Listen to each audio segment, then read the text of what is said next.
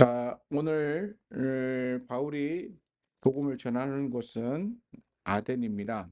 우리가 앞에 보면 바울이 빌립보에서 복음을 전하다가 거기서 억울하게 매를 맞고 데살로니가로 왔죠. 그 데살로니가에서 또 사람들에게 에, 억울한 일을 당해서 또 쫓겨나서 베레아로 갔다가 그리고는 이제 아덴으로 갑니다. 우리 그리스 하면 유명한 게 뭐냐면 그리스 신화가 있죠. 그리고 또 유명한 게 뭐냐면 그리스 철학, 헬라의 철학이 이 로마에 의해서 이 그리스가 정복되어서 식민지화가 되어서 그러니까 식민지가 되죠. 그럼에도 불구하고 이 헬라의 이 철학과 문학이 로마 전체에다 영향을 끼쳐요. 그래서 이 전쟁을 통하여서 나라는 로마에 정복되어서 로마의 식민지가 되지만 그러나 이 헬라 문화, 이 그리스 문화는 오히려 로마를 점령하죠.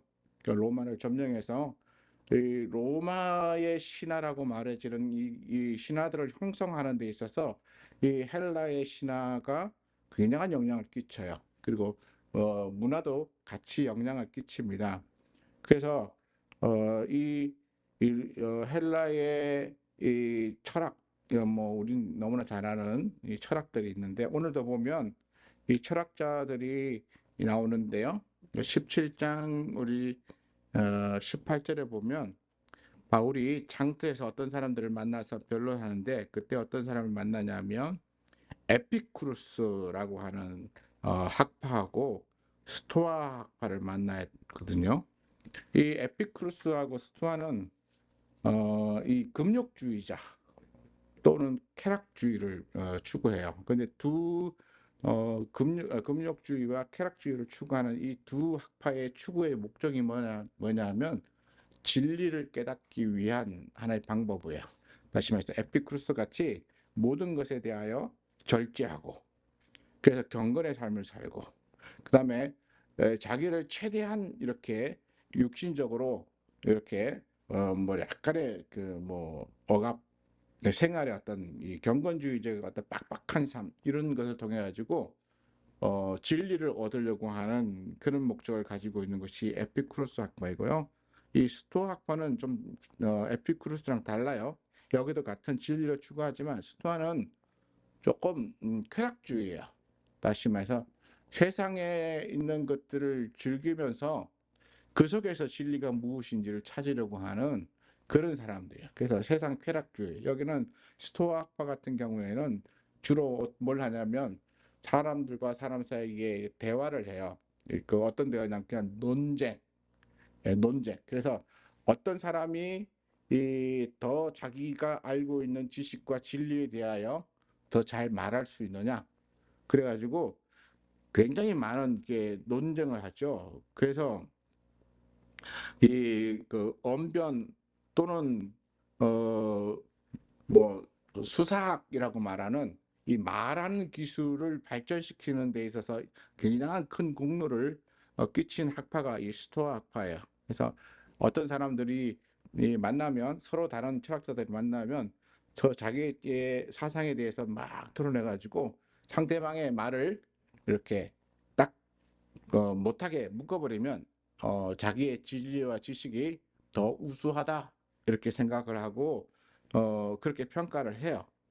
그래서 이런 에피쿠로스와 스토아 철학자들을 만나서 이제 논쟁하는 이야기 속에서 오늘 우리가 어, 성경을 통하여서 말해주는 참된 가치에 대해서 보려고 해요.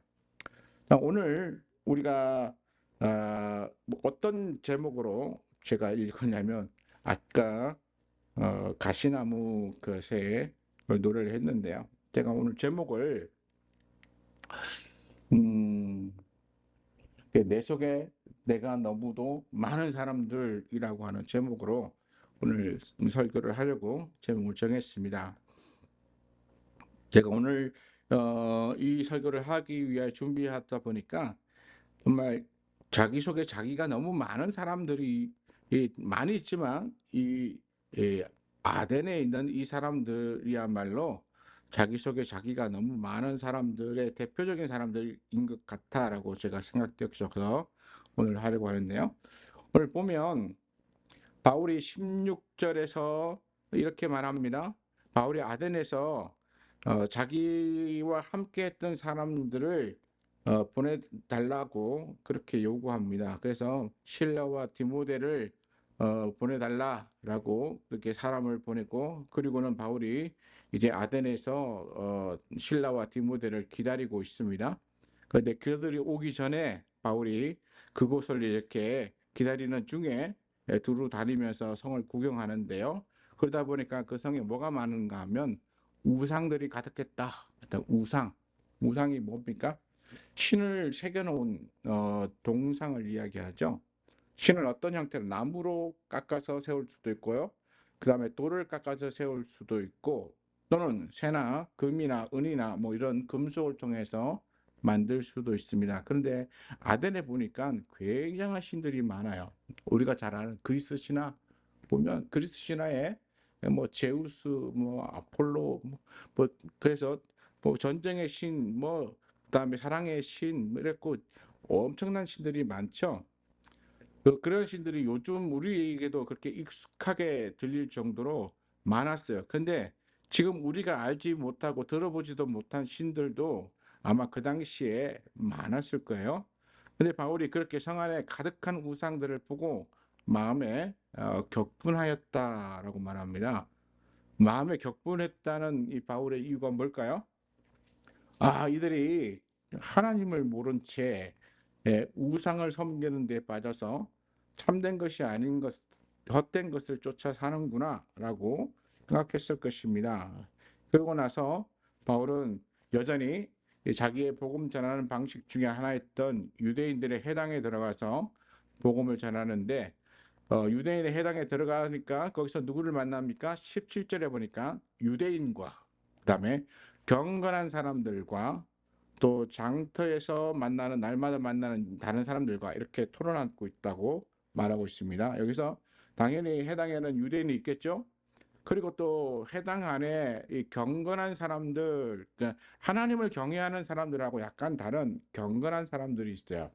이 하나님을 경외하는 사람하고 다른 이 경건한 사람들은 어떤 사람이냐 하면, 사도행전 14장 43절에 보면 이렇게 나옵니다. 회당의 모임이 끝난 후에 유대인과 유대교에 입교한 경건한 사람들이 많이 바울과 바나바를 따르니, 이렇게 나와요. 다시 말해서 유대인이 아니지만 그러나 유대교에 입교한 유대인들로 보면 이방인들이죠.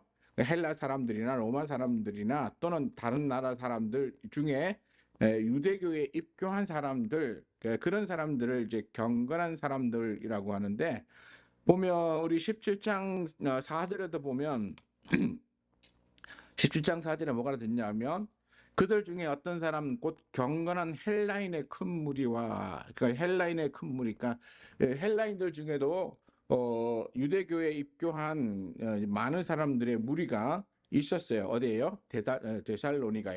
데살로니가에 헬라인 중에서 예수가 아니고 유대교에 입교한 사람들이 있어서 그 사람들이 예배에 참석하고 있다가 바울이 전하는 복음을 듣고 바울을 따라서 믿기도 하는 그런 일들이 일어났습니다.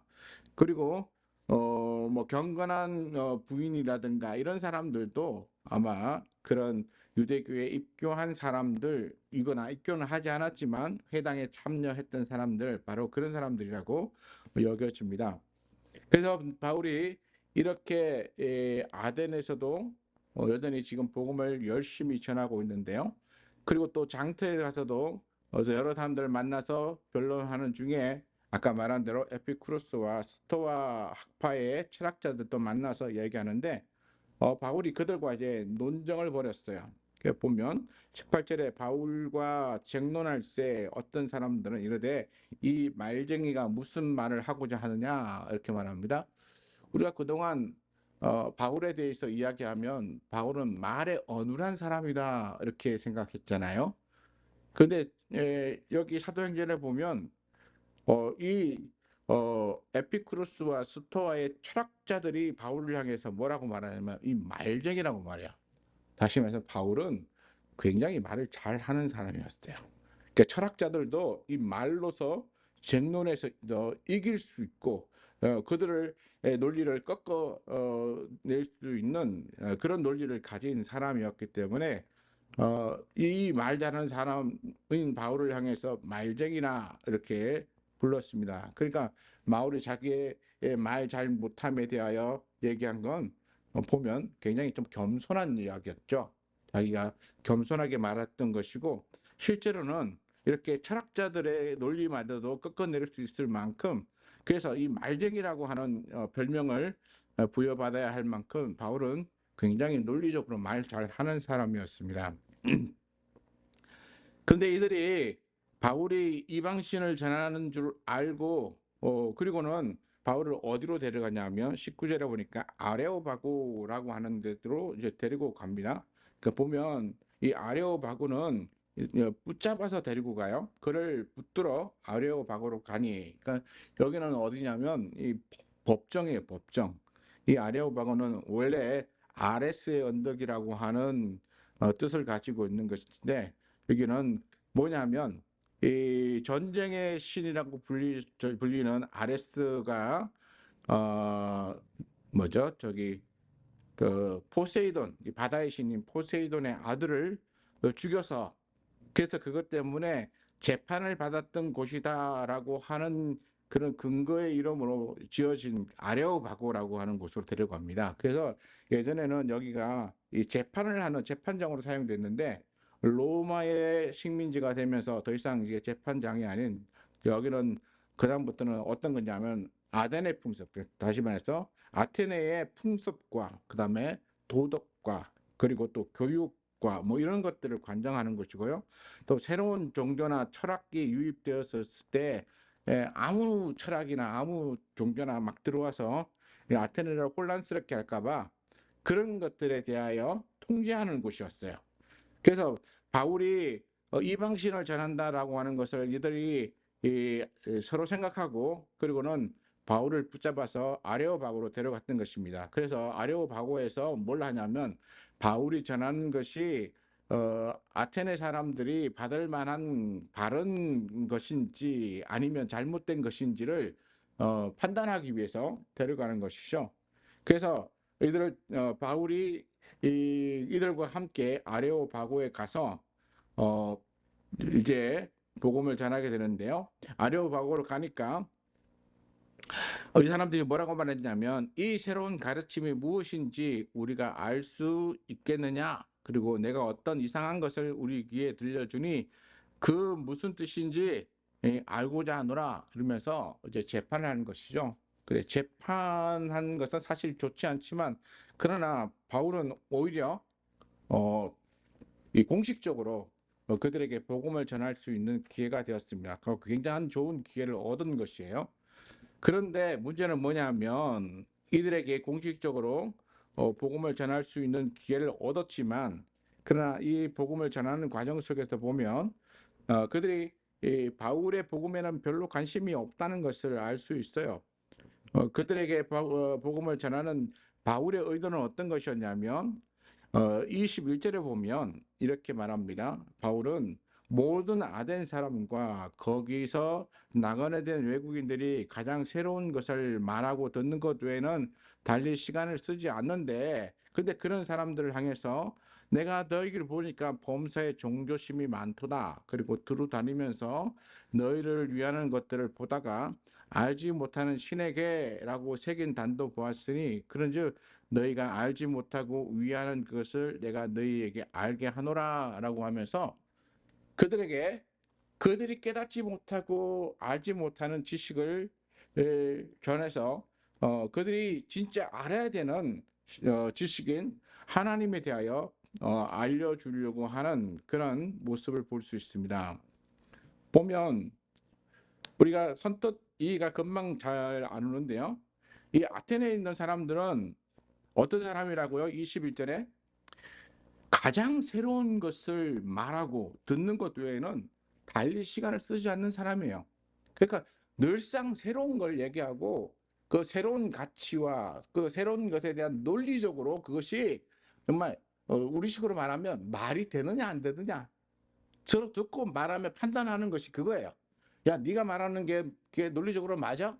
그리고 네가 말하는 게 그게 정말 새로운 지식 맞아? 그리고 네가 가르치는 게 우리의 생각과 우리의 판단을 볼 때 별로다. 이러면 그거 전하지 마. 그건 가짜야. 아니면 잘못된 거야. 이렇게 판단하고 이 아레오 바고에서 판단을 내리는 거야. 그런데 바울은 내가 보니까 너희들이 종교심이 참 많아서 너희가 섬기는 신들이 참 많이 있는데 그 중에 보니까 너희가 아직도 알지 못하는 신에게라고 하는 그런 것이 있는데 내가 너희들에게 그 신에 대해서 알려주겠다라고 그렇게 전하고 있는 것입니다. 그러면 바울은 이 복음 전도의 포인트를 참 잘 잡은 것 같다는 생각이 들어요. 복음 전도의 포인트. 그렇죠? 이 접촉점이라고 말하는데 어떤 사람에게 가서 복음을 전하려면 그 사람하고 말할 수 있는 접촉점을 가져야 되잖아요. 그래서 네가 이런 걸 원해? 그러면 내가 가르쳐 줄게. 이렇게 하는 거야. 바울도 아덴에 있는 사람들이 알지 못하는 신에게라고 하는 이름으로 그래 너희가 알지 못하는 신이 있어? 그럼 내가 그 신이 누구인지를 내가 가르쳐 줄게라고 하면서 이 아테네에 있는 사람들에게 복음을 전할 수 있는 접촉점을 찾았어요. 그러니까 너무나도 괜찮죠. 복음 전도에 요즘 뭐 한국에서 떠도는 이 복음 전도의 모든 기술에 보면 이 사람에게 복음을 전하기 위한 접촉점을 만드는 것이 굉장히 중요하다 가르쳐요. 그래서 사람들과 관계에서 접촉점을 만들기 위해서 평소에 어디 가면 그 사람에게 얼굴을 익혀라. 그래서 어떻게 합니까? 가서 인사도 잘하고 또 가게 같으면 가서 이제 물건을 자주 가서 물건을 사주거나 그렇게 하면서 그 사람하고 대화를 한두 마디씩 하면서 접촉점을 만들어서 그 다음에 가까이 지내고 가끔씩 가다가 아주 작은 선물이라도 이렇게 주면서 그렇게 관계를 맺다 보면 어느 날 이제 복음을 전할 수 있는 기회가 생긴다. 그래서 이제 접촉점을 만들라고 그렇게 많이 가르쳐요. 그런 것을 보면 지금 바울은 이 아테네에서 아테네에 있는 사람들에게 복음을 전할 수 있는 접촉점을 잘 찾았어요. 왜냐하면 그들이 알지 못하는 신이 있는데 그들이 알지 못하는 신을 내가 가르쳐 주면 그들이 내가 가르친 그 신을 받아들인다면 그들이 복음을 듣지 않겠는가? 그리고 예수 그리스도와 하나님에 대한 믿음이 생기고 그들을 구원할 수 있지 않겠는가라고 하는 접촉점을 찾은 것이죠.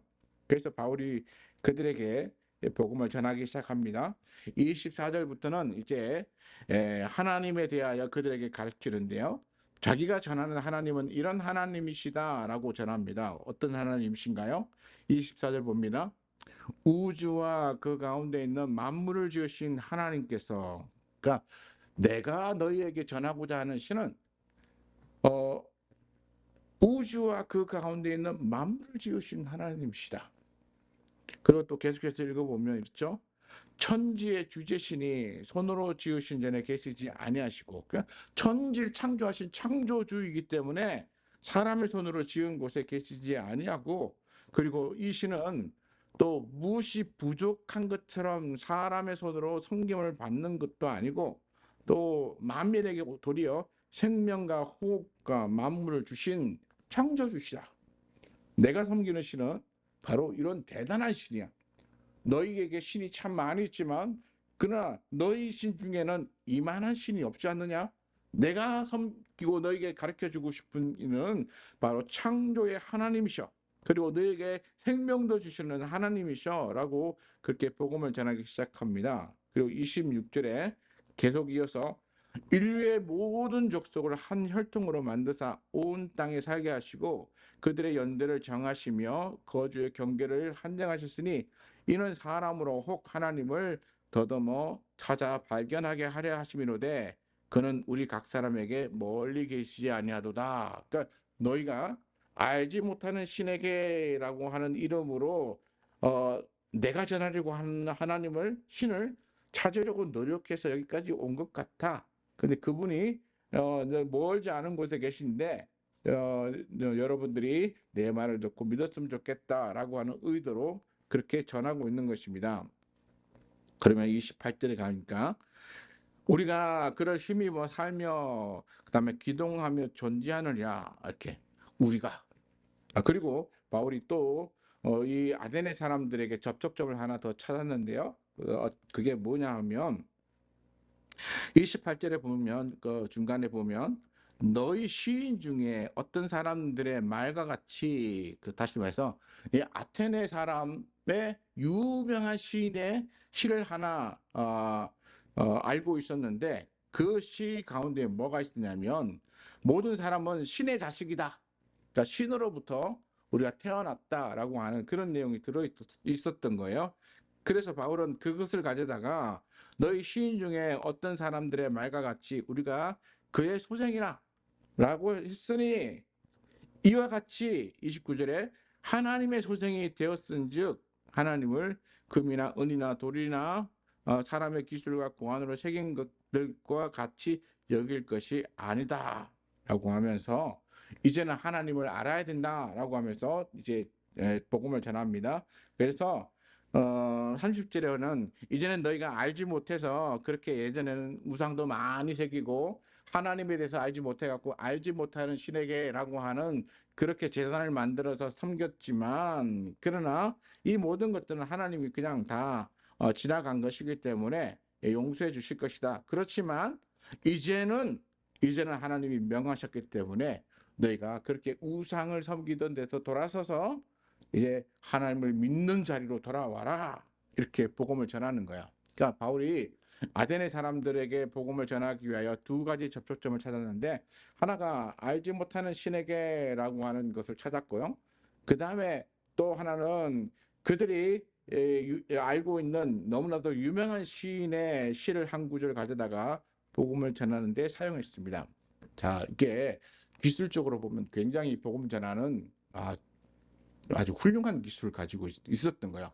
바울은 굉장히 이렇게 말을 잘 하는 사람이었어요. 그래서 그들이 원하는 것을 제공해주고 그들과 굉장히 잘 알고 있는 친숙한 내용을 가져다가 복음을 증거하는 거였기 때문에 현대적으로 지금 한국에서 가르쳐주고 있는 복음의 기술에 따르면 이건 효과가 분명히 나타나야 될 아주 중요한 방법으로 복음을 전했어요.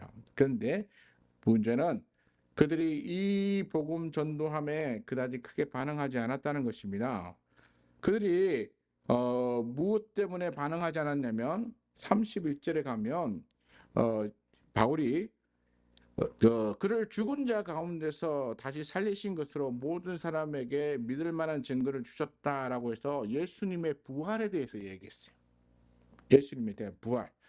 그랬더니 32절에 가니까 그들이 죽은 자의 부활을 듣고 어떤 사람의 조롱하고 어떤 사람들은 조롱도 하고 어떤 사람은 이 일에 대하여 내 말을 다시 듣겠다 이렇게 다시 듣겠다는 얘기는 정말 듣고 싶어서 듣겠다는 얘기가 아니고 이 말도 안 되는 얘기를 하는 네 말이 도대체 무슨 뜻이냐 뭐 이런 약간의 조롱이 섞여져 있는 말이에요. 그러니까 바울이 전하는 복음을 그들이 듣다가 부활에 관한 이야기를 하니까 그들이 그것을 도저히 받아들일 수 없었던 거야. 그래서 제가 이걸 보면서 왜 아테네 사람들이 바울이 전하는 복음을 받아들이지 못하고 있을까? 그리고 아테네 사람들은 여기에 나와 있는 그대로 수많은 우상들을 섬기고 있었어요. 수많은 우상들을 섬겼다는 얘기는 뭐냐면 신이라고 하는 존재들에 대해서 굉장히 열린 마음이 있었던 거야. 그냥 어떤 신이든지 자기에게 유익한 신이면 받아들일 수 있는 여지를 충분히 가지고 있었던 거야. 그러니까 어떤 신이든 상관없어요. 그냥 아테네 사람들 중에서 어떤 신이 이런 신이 있다 이러면 그 신이 자기들 논리와 자기들의 생각에 맞춰서 꽤 괜찮다 싶으면 받아들이는 거야. 그리고 자기들의 생각과 이렇게 잘 안 맞으면 거부하는 것이죠. 아마 바울이 복음을 전하는 내내 그들은 아무 반응도 하지 않았습니다. 그러다가 무엇 또는 어떤 대목에 가서 반응을 하냐면 예수의 부활에 대한 대목에 가서 반응을 하는 거야. 어떤 반응입니까? 부활에 대하여 그들은 그걸 받아들일 수 있는 준비가 되지 않았어요. 왜 준비가 되지 않았을까? 제가 생각해 봤어요. 그들은 철학자들이었어요. 그러니까 철학적인 논리가 뛰어난 사람들이었어요. 또 이 아테네는 우상이 많았어요. 다시 말해서 그리스의 이 신화들에 의해서 신들의 세계가 너무나 논리정연하게 이렇게 전개가 되어져 있었어요. 마치 신들이 사는 세상이 천상계하고 그다음에 인간들이 사는 이 지상계하고 이게 두 개로 분리되어져서 이 신들이 아주 화려하게 놀라운 능력으로 그리고 신들의 세계와 인간 세상을 다스리며 살아가는 그런 체계를 가지고 있었어요. 그런 세계 가운데 그들은 그것을 너무 익숙히 받아들였기 때문에 또 다른 신이 새로운 신이 등장하는 것에 대해 큰 거부감을 갖지 않았어요. 그런데도 불구하고 바울이 전하는 복음을 거부했던 것은 뭐냐면 그들은 그들의 지식의 한계를 벗어나지 못했어요. 그들의 지식의 한계를 벗어나지 못했다는 말은 뭐냐면 그들은 매우 철학적인 사람이었고 논리적인 사람이었고 그래서 그들은 자신들의 부족함을 채우기 위하여 철학을 했고 그리고 자신들의 부족함을 채우기 위해서 신화를 만들었어요. 그래서 자신들의 능력보다도 더 뛰어난 존재들이 있을 것이다. 그리고 그들이 가진 능력으로 사람들을 다스려 주고 있을 것이다. 그래서 우리는 그 신들로부터 보호함을 받으면서 이 세상에 살고 있고 그래서 우리는 그 신들을 섬기며 살아가고 그러면 우리도 그 신들로부터 유익을 얻으며 살아갈 것이다 라고 하는 그들의 막연한 기대로 만들어진 신들이 너무나 많았어요. 그래서 이런 신을 만들고 나서 이 신을 섬기다 보니까 또 다른 쪽에 부족한 부분이 있으면 또 그 부분에 대한 신을 섬기는 거야. 전쟁이 한창 일어날 때는 이 전쟁에서 이길 수 있는 전쟁의 신이 필요했어요. 그다음에 사람들이 평화롭게 살 때는 사랑의 신이 필요한 거죠. 그리고 지식이 부족할 때는 지식의 신 또는 지혜의 신이 필요했어요. 그리고 이 우주를 다스리는 신이 어떤 특별한 존재 대장이 있을 것이다. 그래서 대장이 누구냐면 제우스죠. 제우스. 그 제우스. 그리고 태양이 져서 떠 있는 거 보니까 태양이 우리를 늘 낮에 비춰주고 우리에게 이런 놀라운 햇빛의 은혜를 비춰주는 거 보니까 저 태양도 놀라운 신이다. 그래서 아폴로가 태양의 신이잖아요. 뿐만 아니라 사람과 사람 사이에 그냥 결혼하고 이렇게 살아가는 게 아니라 이것도 신이 이 특별한 능력으로 맺어져서 그럴 것이다 해서 큐피트가 사랑의 화살로 서로에게 맞추면 서로가 마음이 딱 이렇게 반해서 서로 사랑하게 되고 그래서 결혼도 하고 자녀도 낳고 이렇게 사는 것이다. 그것도 자녀를 낳을 때는 또 자녀를 낳게 하는 신이 있고 농사를 지을 때는 농사의 신이 있고 비를 내리기 위해서 비를 관장하는 신이 있고 바람을 관장하는 신이 있고 바다도 바다의 신 여기 포세인도 있고 그러면서 자기들이 생각하고 자기들이 연약한 모든 부분에서 자기들이 할 수 있는 모든 지혜를 짜내어서 뭘 만들었냐면 신을 만들었던 거야. 그래서 이것이 부족하면 자기가 부족하다고 생각했던 그 부분에 신을 만들어서 이름을 짓고 그리고 우상을 만들거나 제단을 만들어서 신을 섬기기 시작했어요. 그래서 수많은 정말 우리가 이름도 한 번도 들어보지도 못한 그런 신들이 이 그리스 아테네에는 가득 차고 넘쳤던 거야. 그래서 이 신 저 신 다 만들어 놨는데 그런데 이 사람들 중에 그래도 우리가 지혜가 부족해서 혹시나 빠뜨려 놓은 신이 있을지도 모른다. 그래서 그 빠뜨려 놓은 신이 혹시나 노해서 우리에게 재앙을 주면 안 되지 않겠느냐. 그래서 그 빠뜨려 놓은 신을 위하여 제단을 하나 만들어 놓았는데 그 제단이 뭡니까? 바울이 말한 대로 알지 못하는 신에게라고 하는 제단을 바울이 얘기한 것처럼 그렇게 제단을 하나 만들었어요. 그러니까 이런 신 저런 신 다 만들고 난 다음에도 혹시나 빠뜨린 신이 없는가 해서 알지 못하는 신에게 제사를 드림으로써 혹시나 다른 신이 딱 나타나 가지고 자기에게 재앙을 끼친다면 우리가 당신을 알지 못했습니다. 그렇지만 우리가 알지 못하는 신에게라고 하는 이름으로 제사를 드렸으니 당신에게 드린 거 아닙니까? 뭐 이렇게 하면서 이 무마하려고 하는 목적으로 만들었던 거야.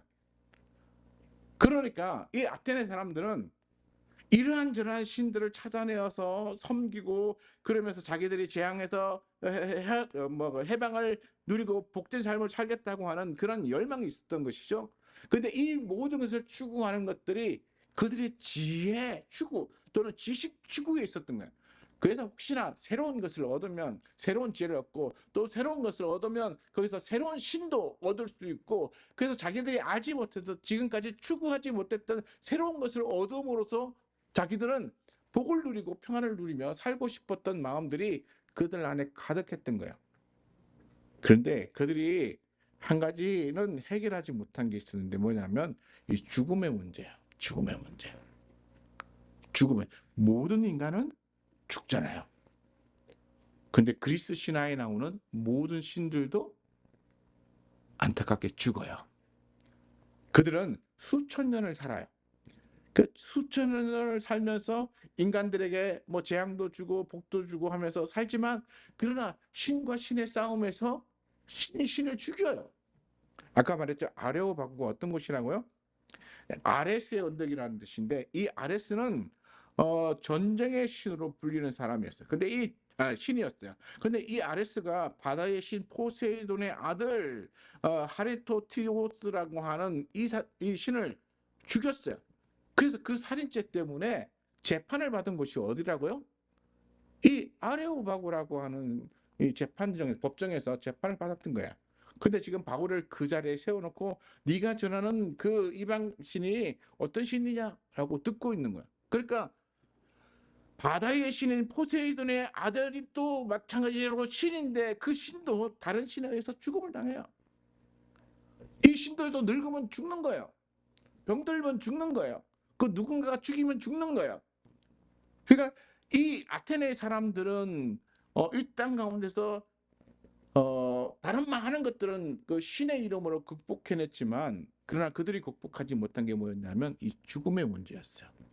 그 죽음의 문제. 그래서 이 죽음의 문제에선 모든 신들도 다 죽기 때문에 어느 누구도 죽음을 이긴 존재는 없다.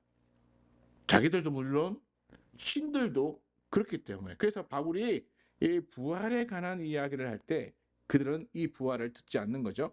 그래서 32절에 그들이 죽은 자의 부활을 듣고 어떤 사람은 조롱도 하고 어떤 사람은 그 일에 대하여 내 말을 다시 듣겠다라고 하면서 거부하는 거야. 자, 여기서 우리가 생각해 봐야 될 게 뭐냐면 이 아테네 사람들은 지식이 너무나 많아요. 자기들이 만들어낸 온갖 지식들로 뭘 또 만들었습니까? 그 지식으로 또 우상도 만들었어요.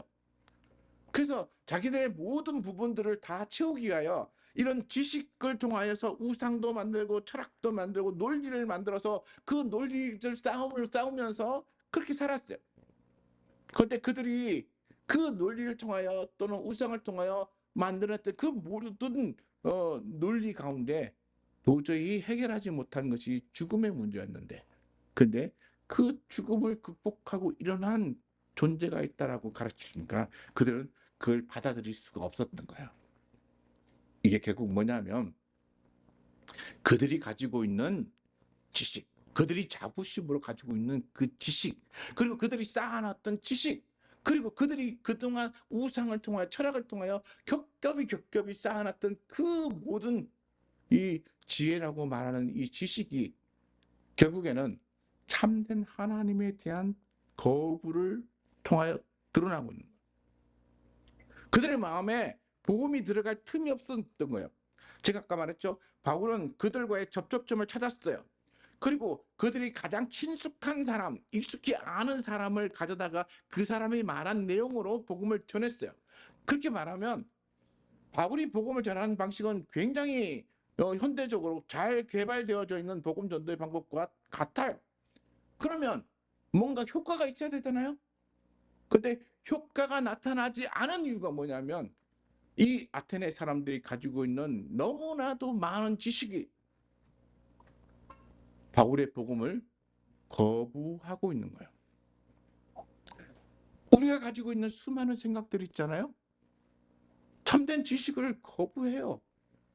우리는 내가 생각하고 내가 판단하는 것이 옳은 것이라고 스스로 말하고 또 자랑스럽게 생각하는 사람들이 많이 있지만, 그러나 우리의 한계가 어디에 있는지에 대하여 알지 못한 채로 우리는 우리의 지식과 우리의 이 제한된 어떤 이 지혜의 능력으로 참된 것을 거부해 버린다고요.